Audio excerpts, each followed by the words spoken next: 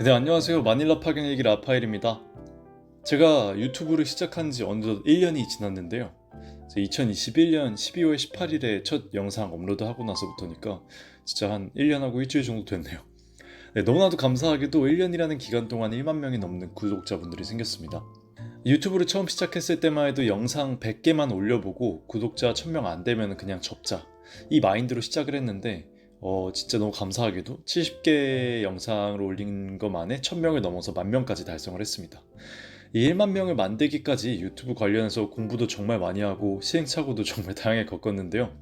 오늘은 저의 1주년을 기념해서 1년 동안 1만 명 구독자를 만들며 느낀 점, 그 나름의 노하우를 한번 공유해볼까 해요. 유튜브를 직접 운영해보고 싶으시거나 아니면 유튜버는 어떻게 영상을 만드는지 평소 궁금하셨던 분들에게 도움이 되지 않을까 싶습니다. 참고로 제가 오늘 이야기할 내용은 기술적인 부분이 아니에요. 알고리즘, 해시태그, 제목, 썸네일 이런 거 만들고 정하고 이런 거 사실 저 말고 그 유튜브에 검색을 하면 정말 고수분들이 너무 많으세요. 그래서 그런 부분들은 제가 얘기할 건 아닌 것 같고요.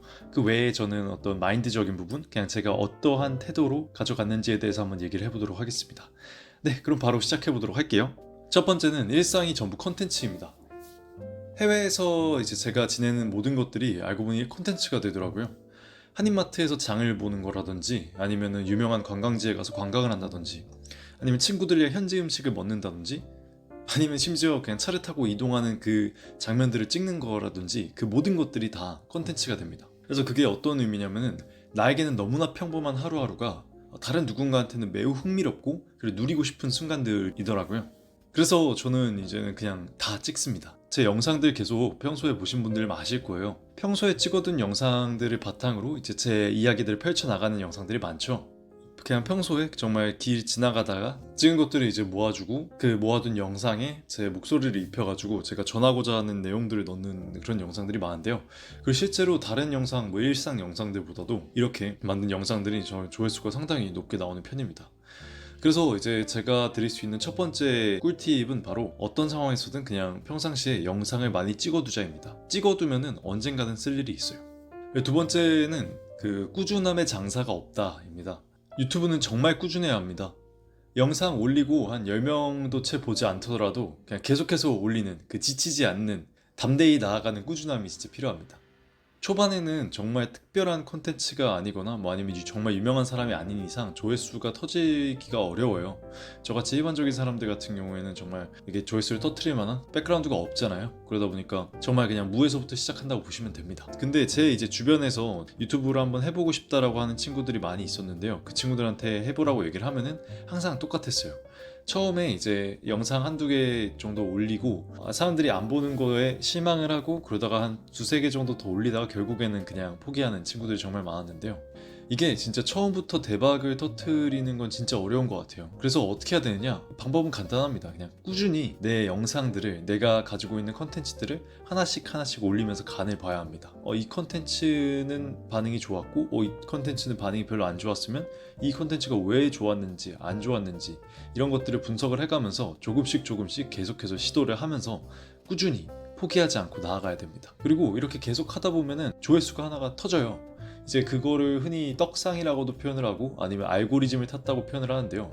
저 같은 경우에는 라오스에서 겪은 문화 충격 6가지, 이 영상이 정말 떡상을 했습니다.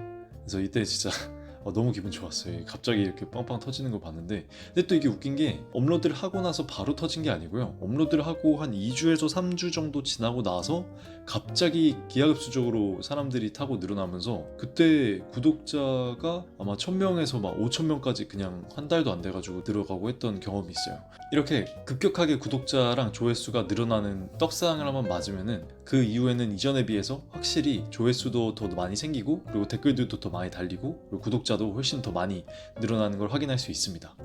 그러니 우리는 이 떡상 알고리즘의 간택을 받을 때까지 계속해서 콘텐츠를 올리고 나아가는 것을 멈추면 안 됩니다. 세 번째는 계속해서 공부를 해야 됩니다. 내 콘텐츠와 유사한 유명 유튜버들을 분석해야 합니다. 단순히 위에 말씀드린 꾸준함만으로는 영상이 노출되기가 어려워요. 아까도 잠깐 말씀을 드렸지만 진짜 내 콘텐츠의 강점이 뭔지, 사람들은 내 콘텐츠에서 어떤 것을 원하는지, 그리고 내 컨텐츠가 어떤 것들이 재미가 있고 어떤 것들은 약점인지 이런 것들을 정말 다 파악을 해줘야 됩니다. 단순히 내 거의 장점과 단점을 넘어서 정말 시청자들이 어떤 것을 원하는지 그 니즈를 파악할 줄 알아야 됩니다. 그렇다면 사람들은 도대체 어떤 영상에 열광을 하고 어떤 정보들에 반응을 하는지 그거에 대해서 어떻게 알 수 있느냐? 정말 쉽고 빠른 방법이지만 사람들이 흔히 생각을 잘 못하는 게 기존 유명한 유튜버들의 영상들을 참고하는 겁니다. 저 같은 경우에는 처음에 유튜브를 시작하고 나서 라오스 유튜버뿐만이 아니라 동남아에서 유튜브를 하시는 대형 유튜버분들의 영상을 정말 다 둘러봤어요. 사실 대형 유튜버들 뿐만이 아니라 처음 시작하시는 저와 같은 비슷한 막 구독자 300명, 400명 그때 당시에 하셨던 분들서부터 뭐 10만 명, 20만 명 뭐 넘어가는 분들까지 정말 빠짐없이 다 체크를 했던 것 같아요. 그 분들의 인기 영상은 어떤 거였는지, 그분들이 어떻게 뜨게 됐는지, 핵심 콘텐츠가 뭐였는지, 알고리즘은 어떤 걸 선택을 했는지 이런 것들 계속해서 체크를 했어요. 경험을 말씀드리면은 제가 이제 검색을 했을 때 대부분 동남아 유튜버 분들의 인기 동영상, 그러니까 인기 콘텐츠는 동남아 여자에 대한 콘텐츠였습니다. 이 콘텐츠가 인기가 많을 수밖에 없죠. 왜냐면은 동남아 유튜브를 보시는 분들의 연령대가 대부분 남성분들이시고요. 동남아 여자에 대한 콘텐츠가 당연히 매력적으로 올 수밖에 없습니다.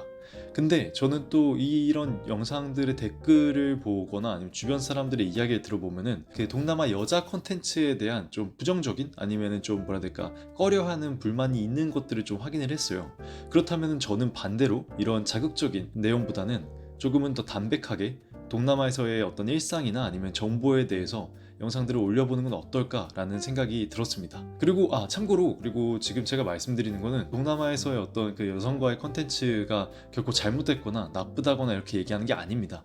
단지 이를 선호하지 않는 분들이 있었고 거기에 제가 부합할 수 있는 요소가 있다고 판단을 했을 뿐이니까요. 안 좋게 생각한다면 이런 게 전혀 아니라는 거를 제가 미리 말씀을 좀 드릴게요.